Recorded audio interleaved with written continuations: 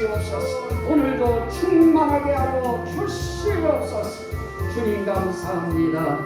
함께 하옵소서. 예수님 이름으로 기도하옵나이다. 아멘. 할렐루야. 우리는 도우시는 성령님, 요즘에 나가고 있는 주제가 도우시는 성령님. 따라합시다. 도우시는 성령님. 자, 도우시는 성령님이 우리의 무엇을 도우시는가? 우리의 연약함을 도우신다. 우리의 연약함이 무엇인가? 우리는 하나님 앞에 기도할 때 우리는 하나님의 뜻에 맞는 기도를 못합니다. 하나님은 우리에게 기대하는 바가 있어요. 하나님이 기대하는 바, 우리가 하나님의 기대하는 기도를 해야 되는데 우리는 내기도 많이 합니다. 해도 우리 하나님 앞에 우리가 든든한 이유는 성령께서 하나님의 뜻을 위하여 하나님의 마음을 읽으시고 하나님의 기뻐하시는 뜻을 아시고 성도들을 위하여 늘 간구해 주신다고 하는 이 사실이 우리에게 아주 중요합니다. 그래서 성도들이 연약하여 하지 못하는 기도를 도우시는 성령님의 은혜를 통하여 우리는 어떻게 되어지느냐? 구원에 이르게 되어지는 것입니다.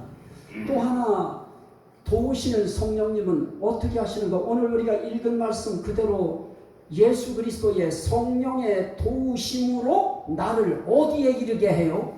구원에 이르게 할 줄 아는 것. 그래서 어떤 사람들은 죽어봐야 안다 이렇게 이야기하지만 우리 이 하나님의 성령이 함께하는 사람들은 죽기 전에 안 죽어봐도 저 사람은 구원에 이르렀다.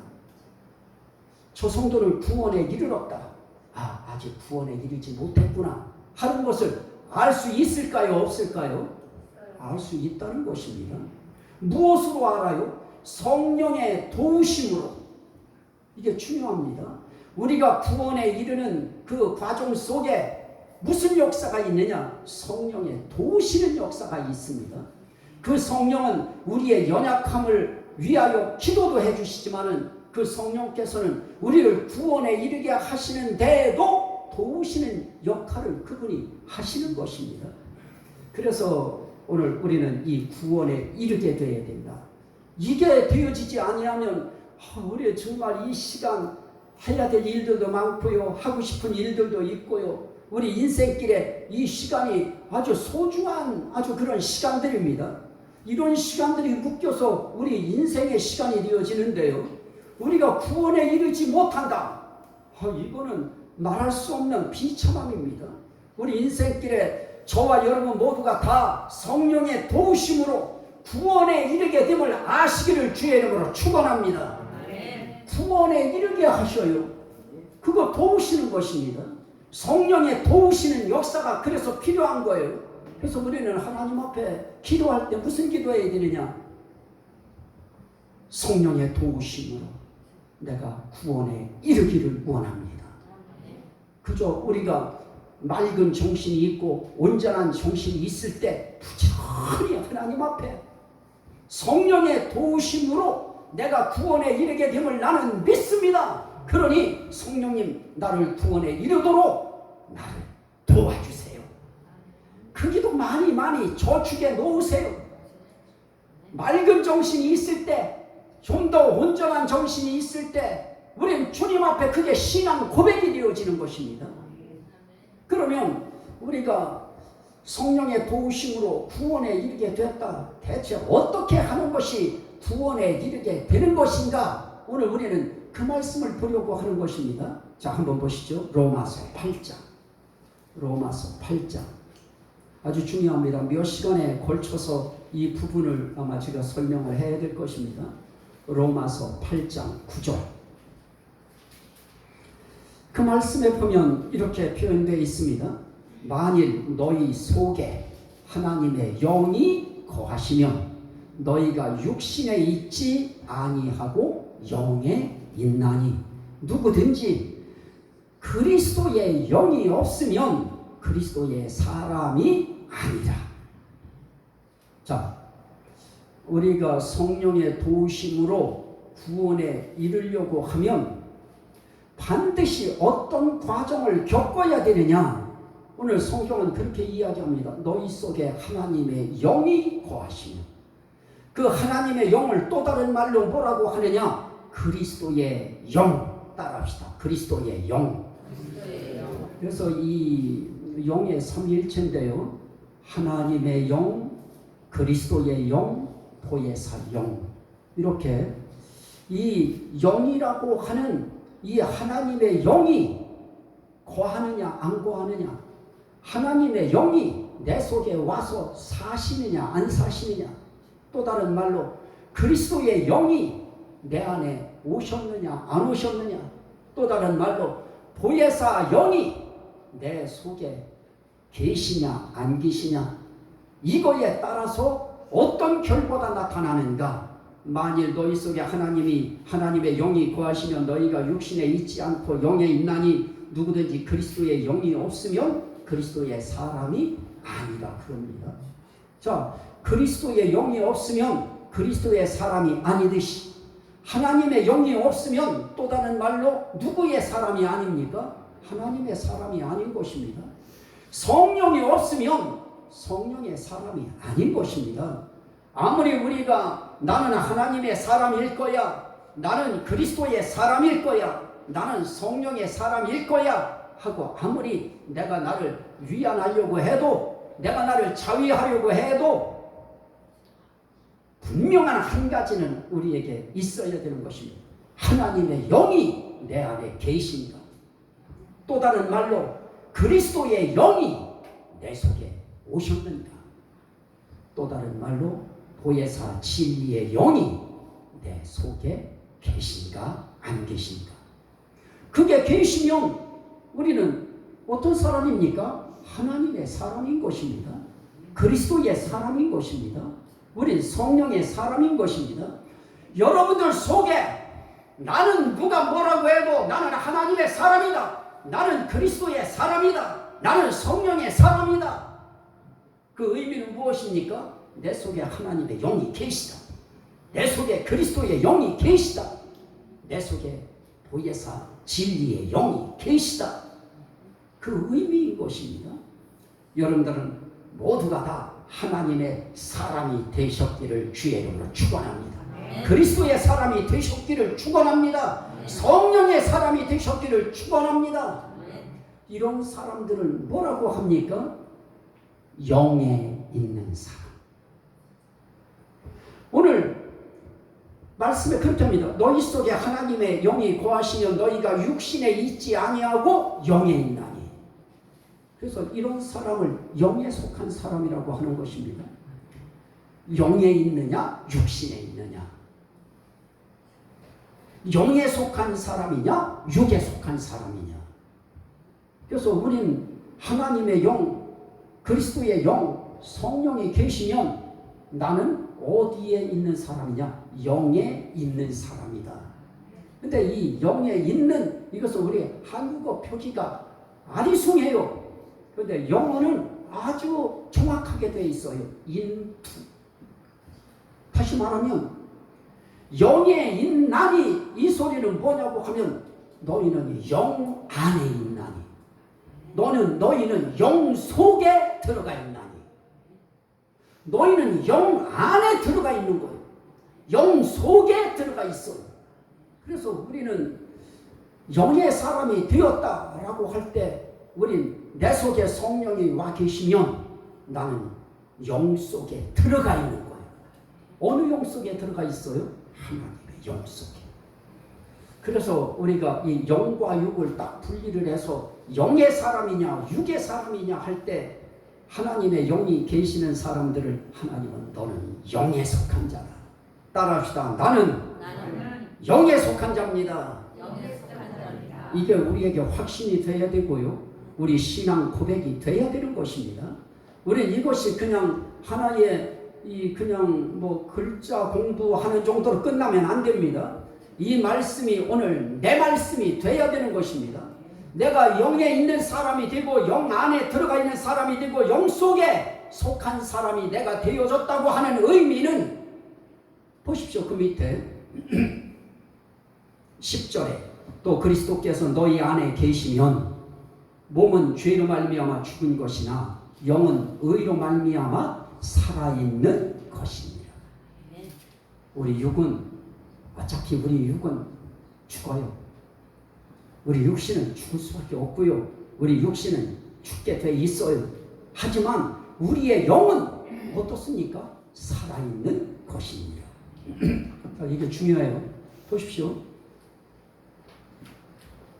여기에 우리가 지금 하나님의 영이 계신 자, 그리스도의 영이 계신 자, 그것을 지금 10절 말씀 로마서 8장 10절에서는 그리스도께서 너희 안에 계시면 이렇게 표현합니다.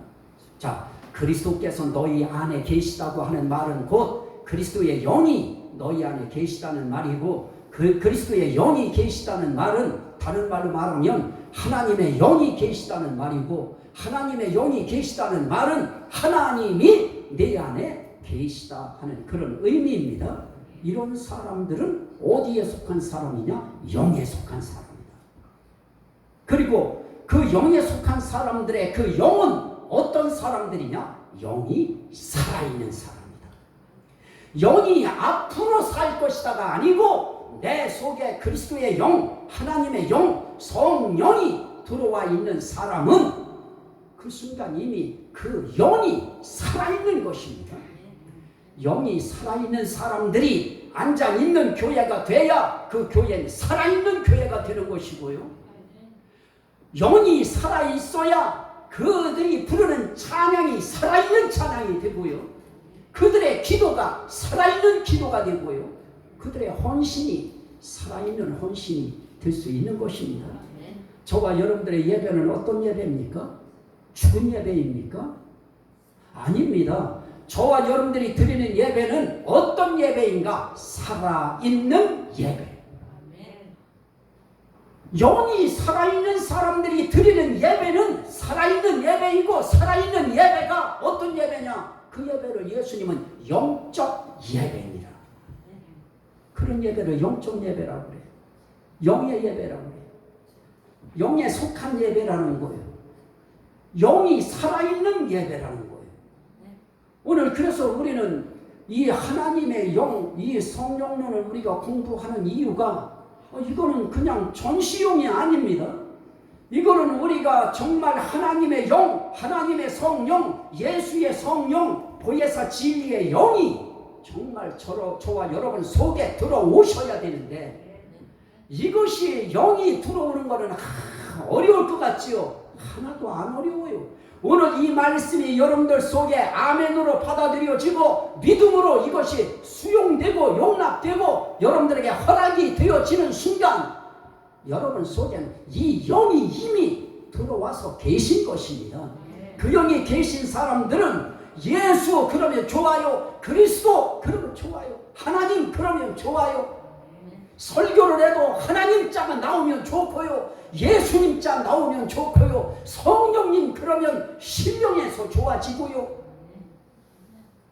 이게 하나님의 영이라고 하는 그리스도의 영, 성령이 임한 사람들의 삶의 모습인 것입니다.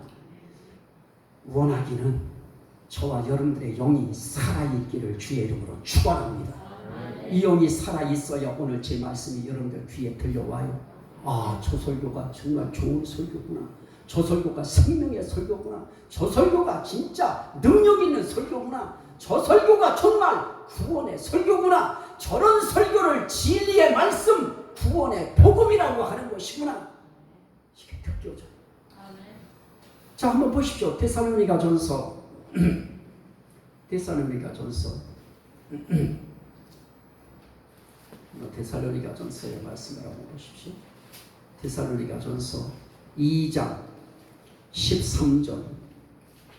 이러므로 우리가 하나님께 끊임없이 감사함은 너희가 우리에게 들은 바 하나님의 말씀을 받을 때에 사람의 말로 받지 아니하고 하나님의 말씀으로 받음이니 진실로 그러하도다. 이 말씀이 또한 너희 믿는 자 가운데서 역사하느니라. 자, 하나님의 영이 들어와 있어서 이 그리스도의 영, 성령이 들어와 계신 사람, 그래서 영의 사람이 되어지고 영이 살아있는 사람이 되어지면 그 사람들은 하나님의 말씀을 받는 자세가 달라요. 바로 그 사람들은 여러분들이 딱 볼 때 이상용 목사는 사람이에요, 아니에요? 사람이에요. 그러면 이상용 목사의 입을 통해서 나가는 말도 뭐예요? 사람의 말입니다. 그런데 하나님의 말씀, 진리의 말씀, 하나님의 말씀을 받을 때에 이게 중요합니다. 저와 여러분들은 예배를 끝나고 나서 사적인 말을 할 수가 있을 것입니다. 그때 저의 입에서 나가는 말들은 사람의 말이 되는 거 당연합니다. 사람의 말입니다. 하지만 하나님의 말씀으로 돌변했을 때 그때는 사람의 말이 아니고 누구의 말이에요? 하나님의 말씀. 사람의 말이 아니고 하나님의 말씀이에요. 그래서 이 교회가요 정말 성숙한 교회, 신앙의 이 단계가 정말 잘 이루어진 교회, 각자 우리가 교회잖아요. 그러한 교회요 또 성도들은 뭐가 다르냐? 이 성령이 온 사람들은 말씀 받는 태도가 달라요. 말씀 듣는 자세가 다릅니다. 뭔 자세가 달라요? 마음의 자세가 달라요. 사람의 말로 안 받아요. 오늘은 하나님의 사자를 통해서, 하나님의 종을 통해서 어떤 말씀을 주실까? 예전에 서울에서 우리 황 교수님과 우리 장로님은 이제 옛날에 제가 목회하던 교회에 오셨었는데요. 그때 신앙생활 하시던 그 집사님, 동대문에서 옷가게 하시던 그 집사님은 새벽에 이상용 목사를 통해서 아침에 주어지는 새벽의 말씀, 그 말씀을 100% 하나님 말씀으로 받아요. 그래서 그 말씀 붙들고 살아요. 아, 오늘 저 말씀은 나에게 주신 말씀입니다. 똑같아요. 오늘 여러분들에게 오늘 이 말씀이 증거될 때 그 말씀을 사람의 말로 받지 말고 하나님의 말씀으로 여러분들이 받아들이면 그러면 그 말씀이 믿는 자 속에서 역사하느니라. 그래서 결국은 말씀이 일해요. 말씀이 역사하는 것입니다. 결국 어떤 말씀이 역사하느냐? 하나님의 말씀이 역사하는 것입니다. 그런데 문제는 무엇입니까? 믿는 자 속에서요. 따라합시다. 믿는 자 속에서 역사하느니라. 그러면 우리는 말씀을 듣는 거예요? 말씀을 믿는 거예요? 말씀은 듣는 것이 아닙니다. 말씀은 들으면 그냥 한 과정이고요. 말씀이 들려올 때 그냥 믿어버리는 것입니다. 이 말씀이 하나님의 말씀이라고 하는 것이 판단이 되어지고 분별이 되어지면 그냥 믿어버리는 거예요. 오늘 우리 이제 또 목사님 사모님 저와 저기 좀 멀리서도 또 영평 이제 그쪽에서 이제 나오셨는데요. 가보면 가까울 것 같지만 절대로 가깝지 않으셔요. 그런데 사실은 제가 그제였습니까? 그저께 금요일이었죠. 금요일날 제 마음속에 딱 떠올랐어요. 그래서 어떻게 더위 잘 견디고 계신가 전화를 딱 드리려고 하다가요. 인간 생각으로 내가 하는 것인가 하는 생각이 딱 들었어요. 제가 전화하면은 뭔 이야기 할까요? 목사님 이번 주에 교회 나오세요. 이 얘기 했겠죠. 마지막은. 근데 제가 딱 그렇게 생각했어요. 아닙니다. 하나님이 하세요. 하나님이 하십시오. 들어오실 때요. 내 마음이 어떻겠어요? 여기가요. 터지듯이요.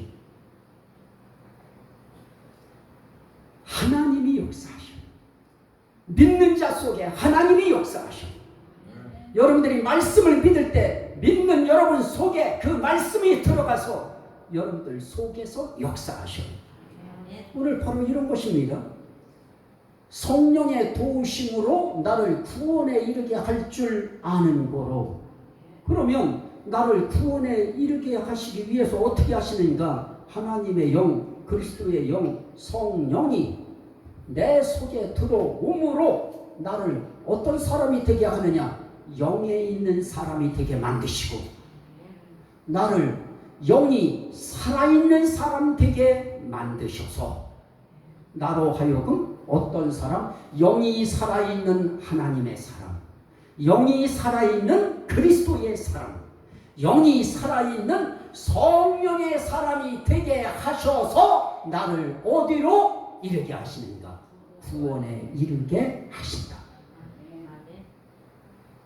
원래 큰 교회에서는 이렇게 하잖아요. 그러면 그냥 기본적으로 박수를 일단 한번 쳐주는 게 예의예요.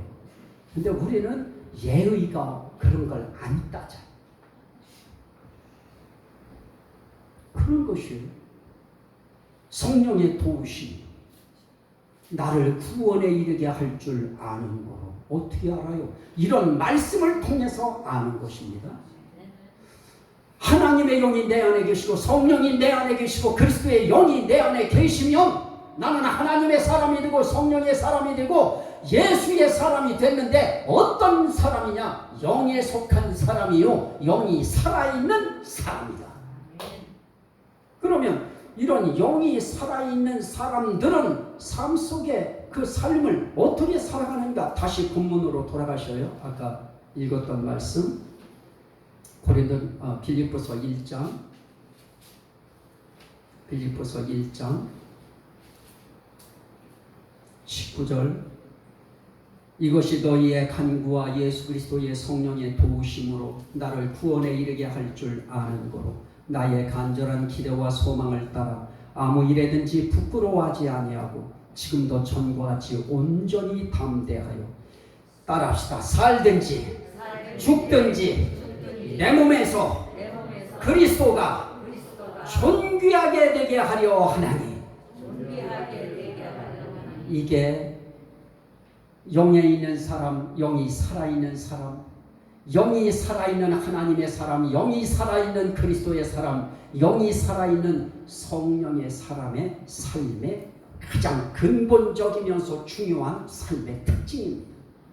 그 특징은 그 몸에서 누가 존귀하게 되기를 원해요? 살든지 죽든지 내 몸에서 그리스도가 존귀하게 되게 하려 하나니. 대체 어떻게 하는 것이 내 몸에서 내 삶에서 예수 그리스도가 존귀하게 되는 건가요? 21절 이는 내게 사는 것이 그리스도니 죽는 것도 유익함이라. 그리스도의 유익을 위하여 사는 것. 자, 우리는 어떤 삶 속에서 어떤 결정을 내려야 할 순간이 있어요. 우리가 판단하고 우리가 결단하고 우리가 결정해야 될 그런 순간이 있습니다. 그럴 때 어떻게 내 결정을 통하여 내 결단을 통하여 그리스도를 존귀하게 해드릴 것인가? 어려울 거 없어요. 어떤 게 그리스도에게 유익한 것인가? 여러분들이 어떤 결정을 내릴 때는 분명히 두 가지가 되어질 거예요. 하나는 이쪽이냐 이쪽이냐예요. 이렇게 해야 되느냐 저렇게 해야 되느냐 하는 것으로 어떤 것들이 압축되고 함축될 것입니다.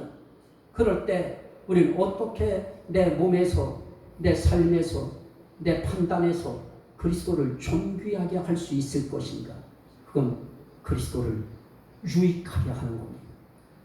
그리스도의 유익을 위하여 내가 어떤 판단을 해야 되는가? 그리스도의 유익을 위하여 내가 어떤 말을 이 순간에 쏟아야 되는가? 오늘 우리가 해야 될 말들이 많지요. 우리 신앙생활 하면서도 우리 살아가면서 우리의 입을 통해서 우리 말이 많이 나와지지요. 그럴 때 어떤 말이 그리스도를 유익하게 하는 말인가?